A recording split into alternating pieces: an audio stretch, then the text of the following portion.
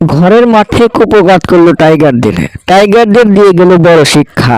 বিশ্বকাপেও কি এমন হারবে টাইগার বাহিনী? রাজারহাটে শেষ ম্যাচ জিতলো জিম্বাবুয়ে।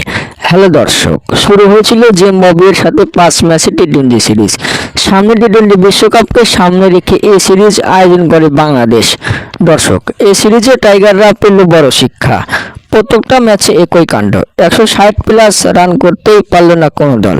প্রশ্ন উঠেছে, নিজেদের ঘরের মাঠেও যদি এমন পারফরমেন্স করে টাইগার বাহিনী, তাহলে টি-20 বিশ্বকাপে যুক্তরাষ্ট্র ও ওয়েস্ট ইন্ডিজে কি করবে টাইগার বাহিনী?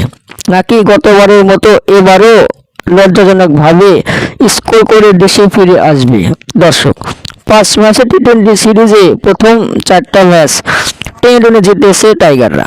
শেষ ম্যাচে আজ টাইগাররা পাত্তাই পেল না জিম্বাবুয়ের কাছে। রাজারহাটে জিতে টাইগারদের বড় শিক্ষা দিয়ে গেল। জিম্বাবুয়ে ক্যাপ্টেন সিকন্দারাজা বলেন, প্রত্যেকটা ম্যাচই আমাদের হাতের মুঠোয় ছিল, আমরা জিততেও গিয়েও হেরে গেছি।